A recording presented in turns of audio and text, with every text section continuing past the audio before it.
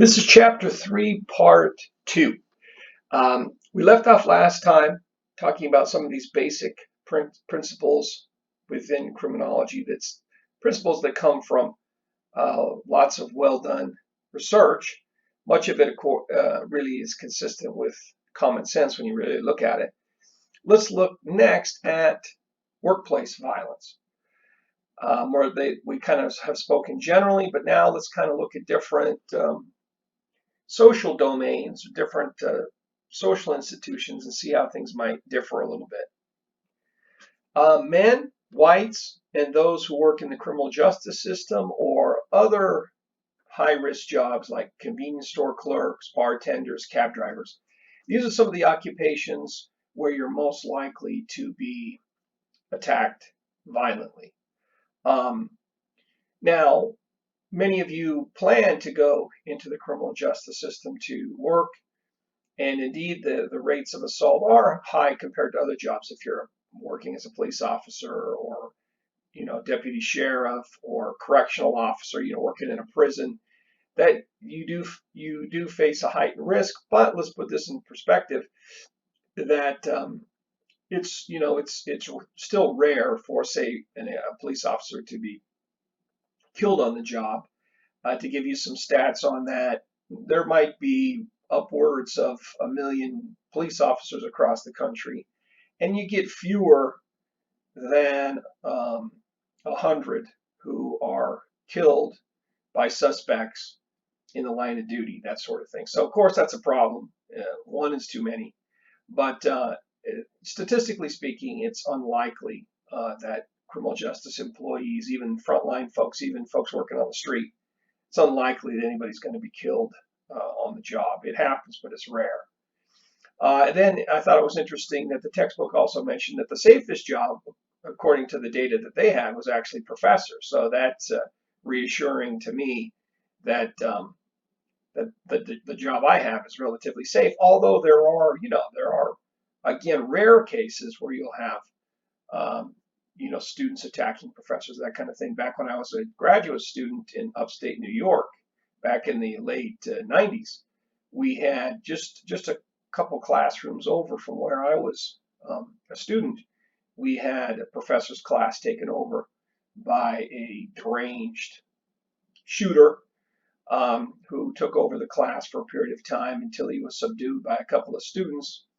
But the students who surprised him and jumped him, recall at least one was pretty seriously shot by the perpetrator, and so at least there were a couple of serious injuries, and that was just a couple of classrooms from where I attended class. So it does happen, it does happen, but we're speaking in statistics here, and as statistics go, my job's a pretty safe one. Now let's switch over to school victimization. The high-profile school shootings suggest that school is a dangerous place, and indeed, it's true of any place that you can. It's not too hard to find media accounts, high-profile cases of terrible crimes that happen in lots of different places. In schools, we've seen a lot of that in the past couple of decades. But the truth is that this is, statistically speaking, again, is rare. It's in our minds because it gets a lot of media attention. But again, as I said in the last segment, a lot of media attention is directed towards things that are very emotional and very captivating, really grab your attention, but are rare, that are actually more the exception than the rule. Most of the time, school is fairly safe.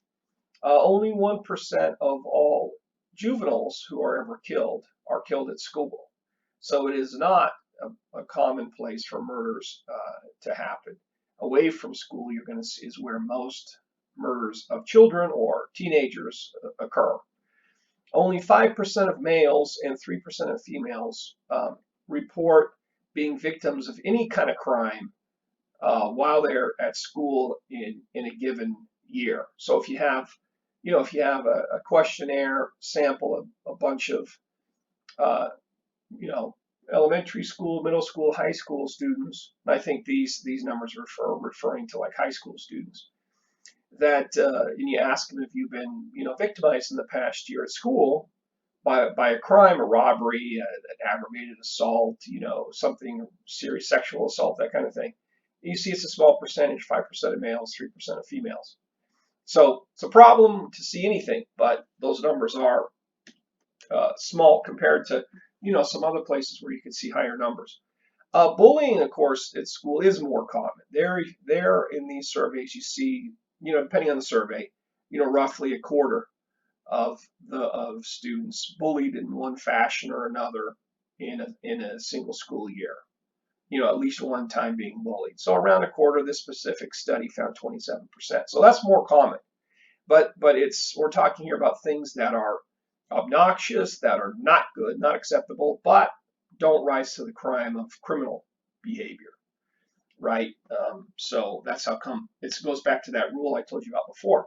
This is more common than being a victim of a crime in school because it's in the minds of the perpetrators, it's seen as being more acceptable and therefore doable than more serious types of crimes. Now, this bullying can really do some harm to kids, but in the minds of the perpetrators, they just very often think it's teasing, it's ridicule, it's like not that big of a deal, right? That's one reason why they do it. They don't realize the seriousness of it. Now, human trafficking, all I'm doing here is I'm quickly kind of hitting highlights from different sections of the chapter. We don't have time at this point to cover everything in real detail, but we'll at least give you a flavor of some of these different sorts of criminal problems from the victim's point of view. Human trafficking refers to forcible work, when you're forced to work somebody in sort of slave-like conditions. It kind of implies that you perhaps have been moved away from home, that you've been moved to some distant place, but doesn't necessarily have to be far from home. It can be a domestic thing. Sometimes you do end up far from home. Victims are compelled to work difficult jobs under harsh conditions. We have that listed down below here, the different kinds of work that's done. We'll get to that in a moment. Sex trafficking involves forced selling of sex. So this is a really big problem within all kinds of human trafficking, is the sort of forced prostitution, the selling of sex for money. Sometimes you will see data and studies that will also include forced child marriage.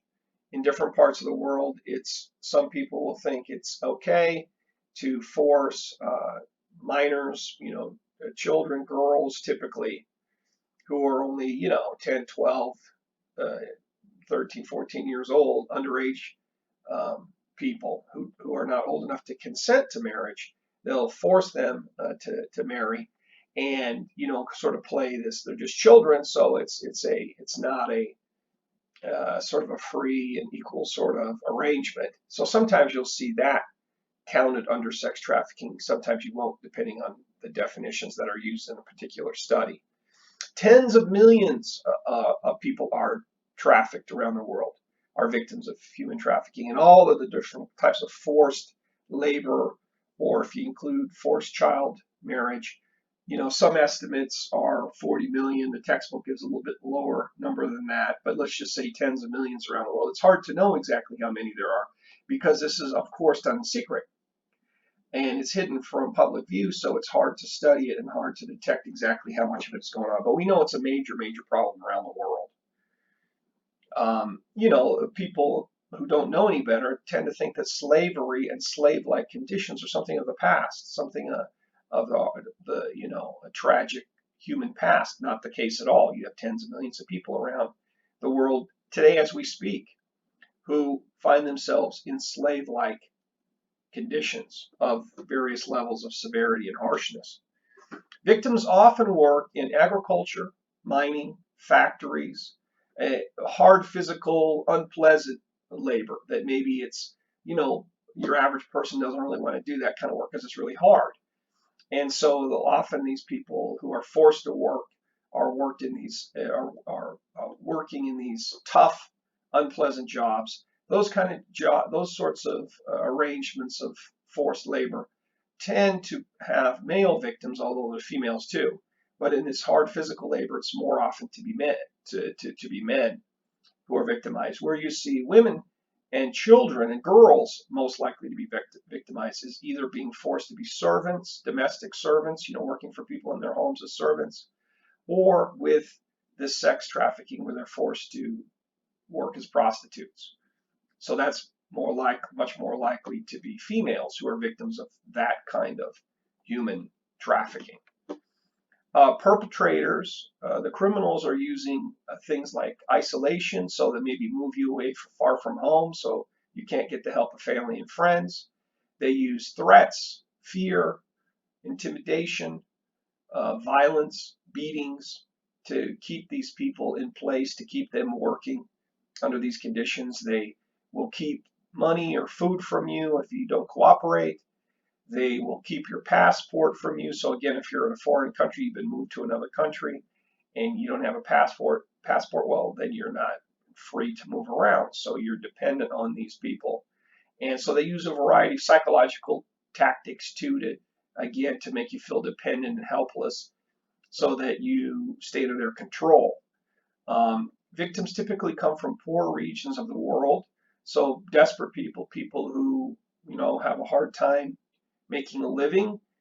Sometimes the parents will allow children to be sort of become these servants, to be taken into this kind of servitude for money because they're desperate for money. Because usually this sort of thing happens in situations where people are really desperate or poor, very needy. But it can also happen with families that are not especially poor, but that there's family dysfunction, there's trouble. If it's a child, the child is kind of troubled, there's issues, and these predators come along and exploit these troubled, vulnerable, potentially, sometimes young individuals. They take advantage of weakness. That's a typical thing that we will learn that criminals do, is they exploit people who have weaknesses, vulnerabilities, easy targets. That's criminals tend to target those kinds of people.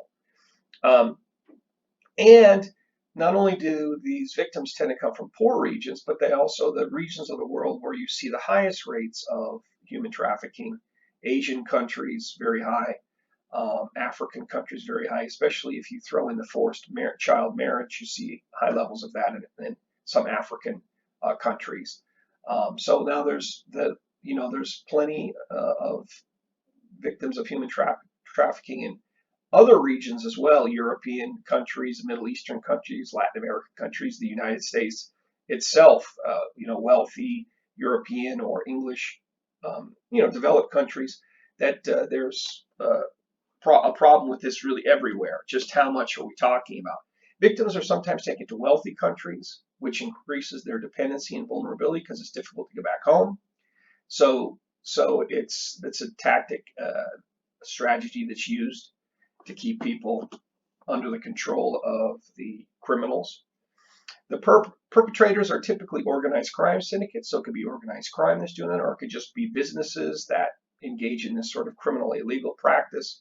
One thing you may not be aware of, that corrupt governments will often basically enslave people, force people to work for them so that the government is bringing in revenues, making money off of the forced labor of individuals. So it's anybody who's got the kind of power to be able to enslave, entrap, dominate vulnerable people.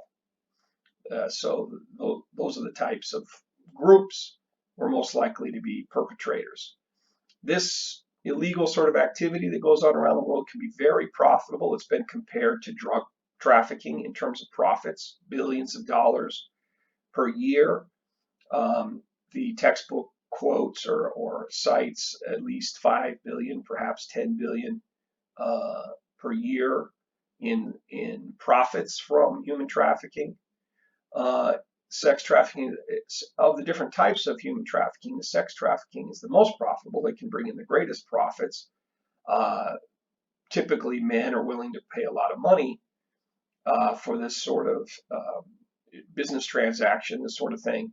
And so, according to a study cited in the textbook, it might only cost, say, $2,000 a year to maintain one of these sex trafficking victims.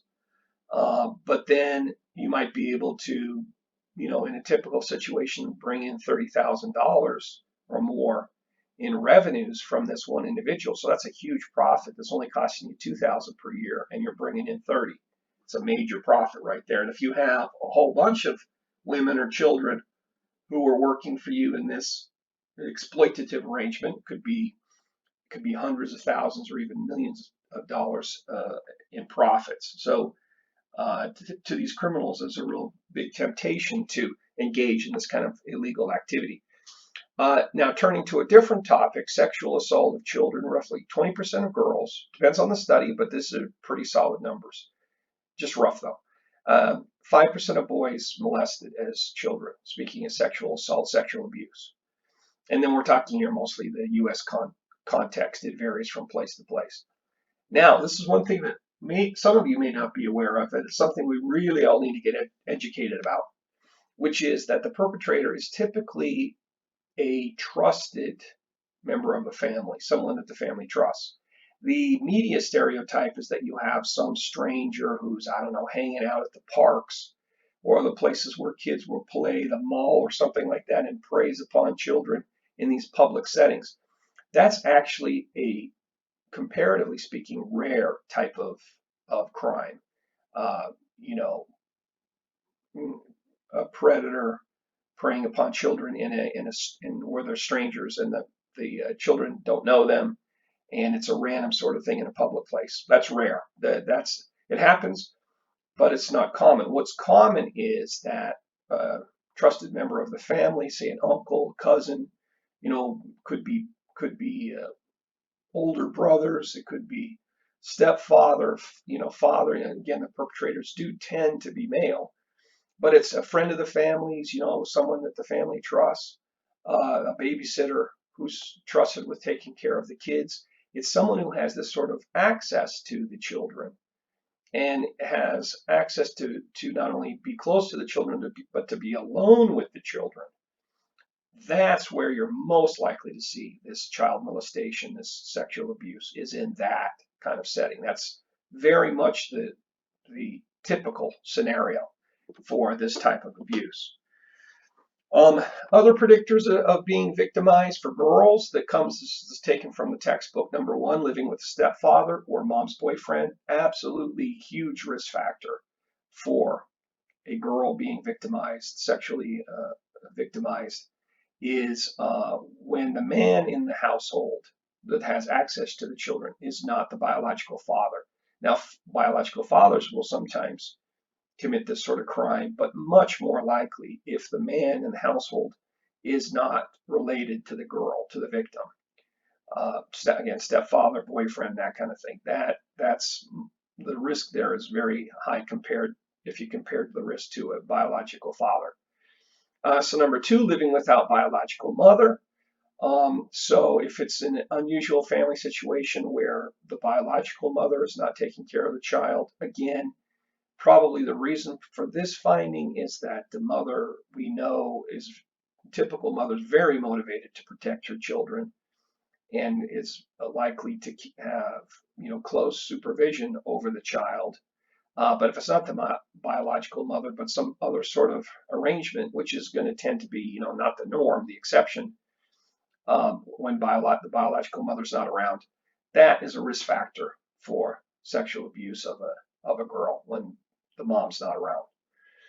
Number three, mom never finished high school. So, and also if you see number six, which talks about family poverty. So you see abuse of children, whether sexual or physical or emotional abuse. You see that you see it at all levels of income, but you see it the most among poor people. You see it the most among low education people, less educated individuals. So again, we're thinking statistically here. Of course, it happens in middle class or upper class families too, but statistically more likely to happen in poor, struggling, and dysfunctional families where things are not going well. And also, if the girl has few friends, if one thing we'll see in the literature is that being socially isolated is a vulnerability that raises the risk that you get victimized. Not only sexual abuse, any various types of abuse. If you are isolated from other people who could potentially help you, you're on your own and and exposed to a predator, to a criminal, and you don't have anybody who can help you, um, then it's a lot more likely to happen. So any sort of isolation is a risk factor for being victimized of different types of violence. Um, I don't mention it later on when we talked earlier about intimate partner violence in the earlier segment. I didn't mention, but I could bring it up since it's relevant here, is that if for intimate partner violence, a victim, a person is at risk of being a victim, higher risk of being a victim, if they don't have friends, if they're disconnected from family, from support, from friends, if they're alone all day long, and the only contact that they have, say, is with their boyfriend or husband, that kind of thing. That's a risk factor uh, for violence. And again, it's the same kind of idea that if you don't have people that you can go to if there's a problem, if you don't have social support, you don't have help, you're on your own, more likely to see victimization. So isolation is another one of these bad things that uh, we have to be aware of and try to address that problem. Okay, let's see. Let's stop there. We'll continue on in the next part.